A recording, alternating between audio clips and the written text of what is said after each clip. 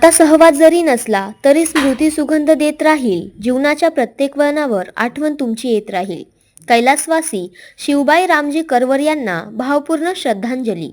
यांचा दशक्रिया विधी बुधवार दिनांक 21 जानेवारी 2026 रोजी सकाळी 8:30 वाजता. ठिकाण बाभुळवंडी.